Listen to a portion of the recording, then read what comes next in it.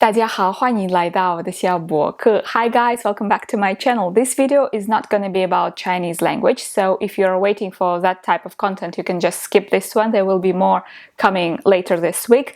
But I just wanted to share something that happened to me yesterday that is related to my YouTube journey, and it was both funny and embarrassing. I started my YouTube channel about 2 years ago, and it was very much fun, very rewarding, and very challenging at times, but overall I loved it. But since day one I had this one fear. Well, I have many fears, but this one was the major one, that somebody I know from real life is gonna discover my channel. And yesterday one of my closest friends sent me this and said, "What is that? Is that you? What are you doing on YouTube?" I dreaded this moment, and I hope that it would come as late as possible because I was so afraid of comments like, "Oh, so there is another blogger out there. Are you gonna make YouTube makeup tutorials too?" I am a very shy person by nature, and I was very much insecure as a kid, as a teenager, and I came a long way. I worked a lot to overcome this insecurity and feel confident around other people. And by the way, teaching helped a lot with that. And well, YouTube actually was one of the ways to build up confidence and to practice speaking skills.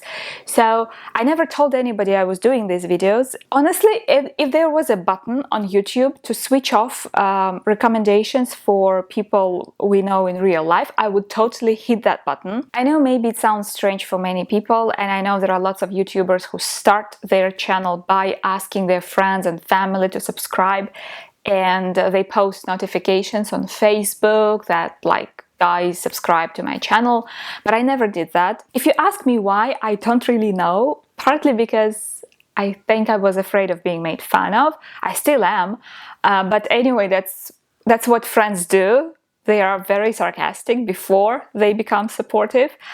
But on the other hand, it also felt like I should be telling people about this channel after I reached a certain milestone in subscribers, in views per video. And I have this habit of never really sharing my plans and whatever I start doing before I actually manage to do it and succeed in it to a certain degree. But anyhow, YouTube algorithm works in mysterious ways, and it started recommending my videos much earlier than I expected, which is not actually surprising because many of my friends are somehow connected to China. They either learn Chinese, they studied in China, or they live in China.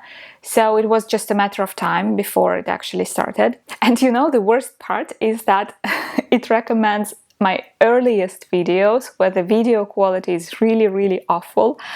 And my first reaction was like, don't watch, don't subscribe, like, don't tell anybody about it, just close it and never, just forget about it, as if you never saw it. But then, well, I let it go.